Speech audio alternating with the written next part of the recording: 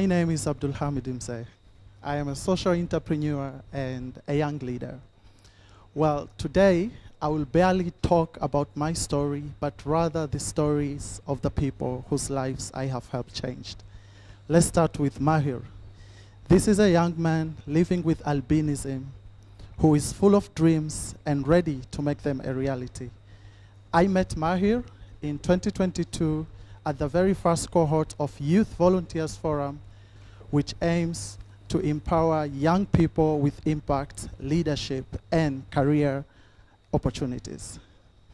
Well, this first forum took place at As-Salam Community Foundation, which is an international voluntary organization where Maher learned leadership skills, confidence, and essential soft skills. Soon after, Maher took a bold move. He applied for a youth leader position at As-Salam, where he volunteered for 6 months. And guess what? His performance spoke for itself, and then they hired him. Importantly, Maher's success was not handed to him because he has albinism. It is because he chose to volunteer, and that's why his success was determined. And there comes my second favorite story, a young lady called Faizan Nassor, who joined the next cohort, embraced the program, and stepped into her potential. Her journey carried her to the role of deputy speaker at the University of Dodoma, a young lady stepping into platforms that empowered young people where even elders people couldn't make it. Faizan now trains young people in digital skills through the Going Beyond project at Pamoja Youth Initiative. These are the two young peoples whose journeys I have helped transformed. But their stories lead back to mine. After finishing school, I faced the same question many youth in Zanzibar face today. What next? I didn't have a roadmap. I didn't have guidance. I didn't even have a clear sense of direction, but I did have something inside me, a willingness to try, to contribute, and to serve. So instead of waiting for opportunities to come, I decided to volunteer. And in 2014, I became an English volunteer teacher. I still remember the classroom. It was so small, simple, full of young students who looked at me with curiosity and hope. At first, it felt really small, just helping children understand words, sentences, and stories. But what I didn't know then, that simple act of volunteering became my eye-opener. It didn't give me money, for sure, but it gave me something far more valuable, clarity. It showed me that I didn't need a title to make an impact, that I didn't need to be someone important before I started doing important things. And along this journey, something meaningful happened. In August 2024, I received a Youth Leadership Honor Award by the Global Empowerment Youth Institute. And mind you, I'm no politician. I have zero interest in politics. But I was nominated for this category, and I won. And guess what? The President of Zanzibar himself was the one who handed over this award to me. So that brings me to what I want to tell you, what I want to share with you today, that leadership does not begin when someone gives you a title. It actually begins the moment you decide to serve. Through volunteering, I built network I never thought I would have. I met some of the international organizations, including USAID, the International Republican Institutes, United Nations Tanzania, and you know the list goes on and on. And through volunteering, doors began to open. And through volunteering, I discovered the kind of leader I want to be. And in this journey, I've also found out that I haven't just inspired myself. I inspired so many people. And leadership, leadership itself, it does not need you to go and learn. There are those people who are saying you become a leader through education. I am a believer of a leader by birth. You can become a leader and you can just go on and inspire the generations and generations to come. So through this journey, I've also discovered that I've cracked a code that volunteering opens the door. Hard work keeps the door open. Loyalty builds trust. And commitment builds character. And just for you to be clear that leadership is not a free labor. It's not. It's a free learning. It's where you learn resilience, empathy, teamwork, skills that no textbook can fully understand. And with that simple code, it eventually made me realize that I want to create more opportunities for youth.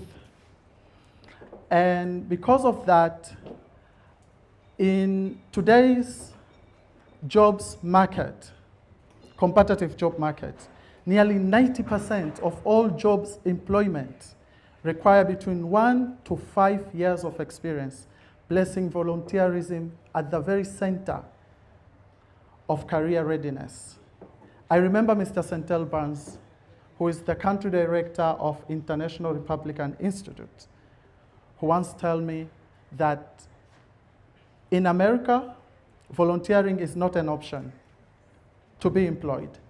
You must first volunteer, and organizations are even asking for certificates.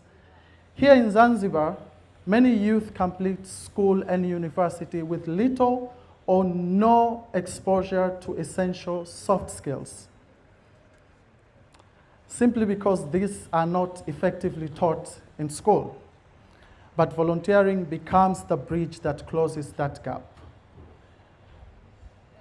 And it also offers the youth a platform that builds competence, confidence, and qualities that employers are actively searching for.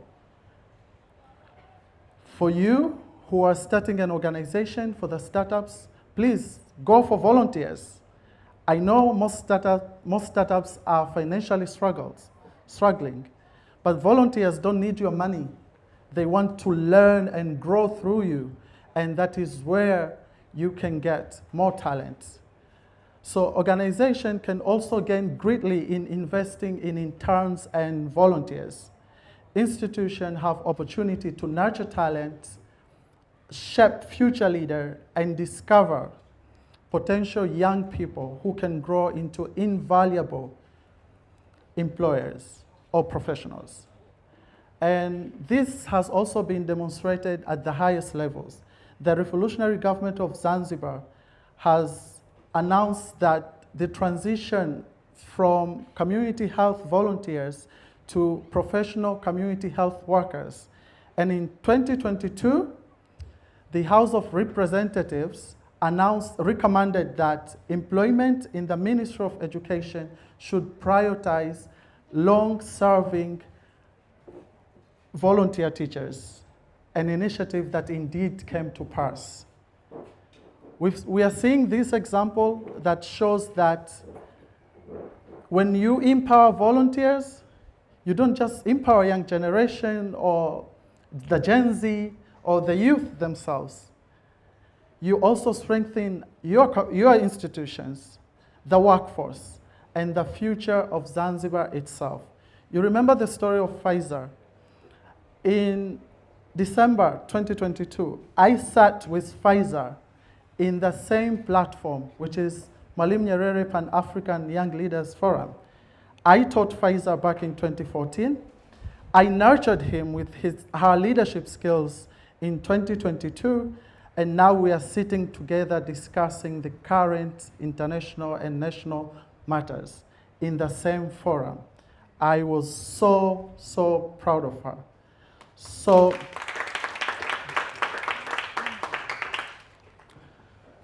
So what I want to speak to you directly today, my fellow Zanzibaris, especially the youth. If you are searching for your path, start by serving. If you feel lost, start by giving. And if you don't know where to start in your street, in your school, and your communities. Because you know what? The future of Zanzibar is not going to be shaped by those who sit in the offices, but it will actually be shaped by those who roll up their sleeves, step in communities, give out their energy, time, and heart. Through my volunteering journey, it has not just shaped me into leaderships and whatsoever. I learned so many things that school did not teach me. How many of us finishing school not knowing how to write CV, reports, and whatsoever? But going to volunteer, I learned. I attended the meeting and I was told, prepare a minute. And I was like, why? What is a minute? You want me to prepare what I did for a minute, for an hour, a second, or whatsoever? But I got to understand those things. And I'm meeting young people who are finishing schools with no direction, especially here in Zanzibar, because our schools and universities are not preparing us to confront these things that we are going to work, the very things that we should learn at school, and not being given graphs, formulas, and essays that somehow they are not going to impact us. So my fellow Zanzibaris, that's the true power of volunteering. That's how it shaped me. Faizan, Maher, whom I have recently visited him and saw him so happy and content. And he was very grateful. He's now a tour guiding and a curator at the museum at the Spice Route Zanzibar. He's doing a lot. Despite his albinism, he has pushed himself and boundaries, and he made it. That is the true power of volunteering, and that is how we redefine youth leadership in Zanzibar. Thank you.